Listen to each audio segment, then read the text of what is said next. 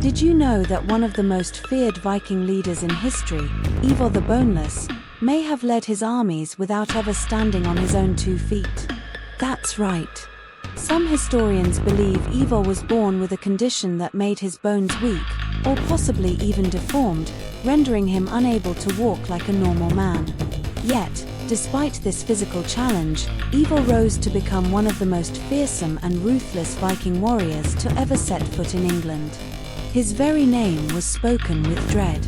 How did a man who may have been crippled command such respect, such loyalty, and inspire such terror? This is the incredible story of Ivar the Boneless, a man who defied all odds and forged his name in the blood-soaked annals of history. Not just as a ruthless Viking leader, but as a symbol of resilience, strategic brilliance, and the unrelenting will to power.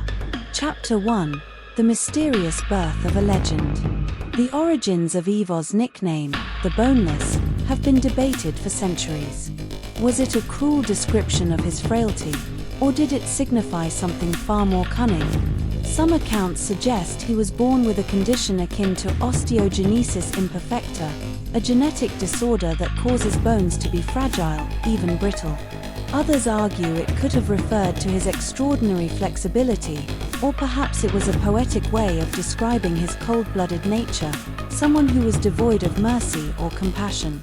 But here's what makes Ivar different from the countless other Viking raiders. Rather than letting any physical limitation define him, Ivar used it as fuel.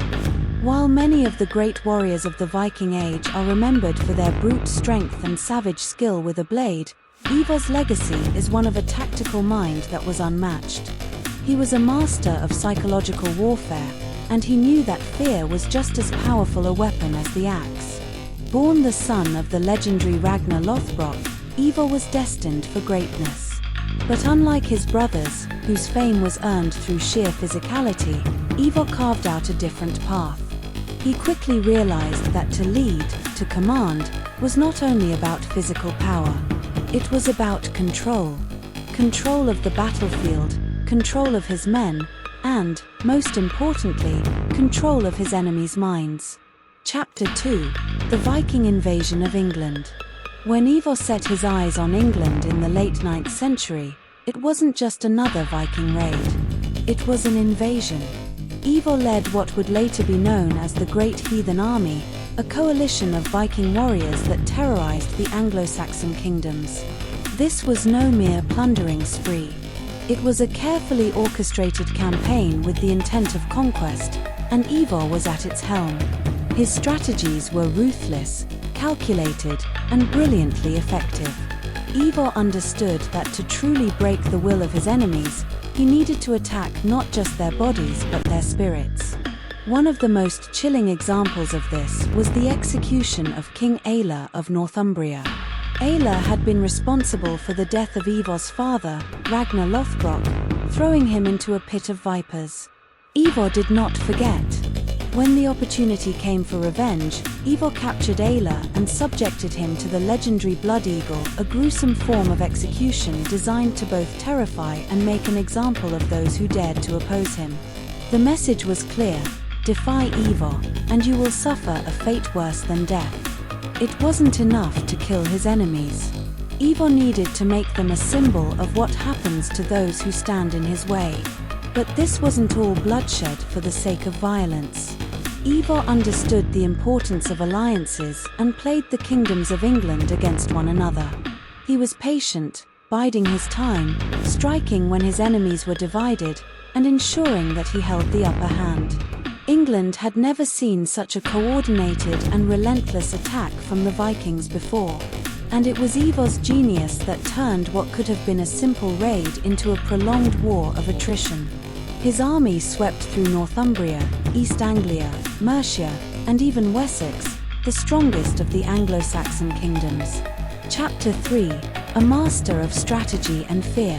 It was Ivar's mind, more than anything, that terrified his enemies. Unlike many Viking leaders, who relied purely on brute force, Ivar was a strategist. He studied his enemies, understood their weaknesses, and manipulated their fears. He knew how to play the long game. Where others saw immediate victory as the only option, Ivar knew when to retreat, when to feint, and when to strike. One of his most brilliant moves was the Siege of York in 866.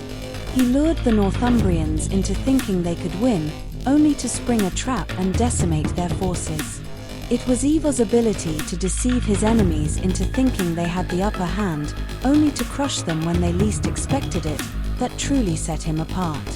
His brilliance wasn't limited to military strategy. Ivar was also a master diplomat when it suited him. He forged alliances, brokered deals, and used the disunity of the Anglo-Saxon kingdoms to his advantage. England was divided, and Ivar exploited that division with ruthless efficiency.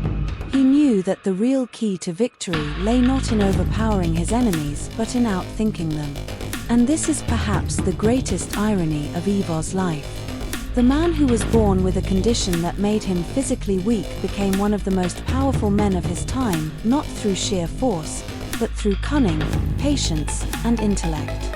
Chapter 4: The Legacy of Ivar the Boneless. What makes Ivar's story truly compelling is not just his military conquests, but the lessons we can draw from his life. In a world where strength was everything, Ivar proved that the mind is the ultimate weapon. He didn't allow his physical limitations to define him. Instead, he turned them into his greatest advantage. Ivar the Boneless became a living embodiment of the idea that true power comes from resilience, adaptability, and the ability to see opportunity where others see only obstacles. He refused to accept the hand he was dealt and instead reshaped the world around him. His legacy endures not just because he was feared, but because he was respected. Even centuries after his death, his name still strikes a chord of fascination, mystery, and awe. And in that way, Ivar the Boneless remains a timeless figure. His life is a testament to the power of the human will. No matter the challenges you face, no matter how the odds are stacked against you, there is always a way forward. Like Ivar, you can find strength in your mind, in your determination, and in your ability to outthink, outlast, and outmaneuver your obstacles. Conclusion: the undying spirit of Ivar. So, the next time you think of the great warriors of history, don't forget Ivar the Boneless.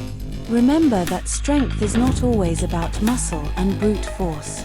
Sometimes, the most powerful weapon is the mind, and the greatest victories are won by those who can endure, adapt, and overcome no matter the odds.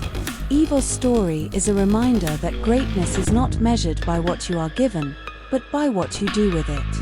And that, perhaps, is the most epic legacy of all. Please don't forget to like the video and subscribe to the channel. Until next time.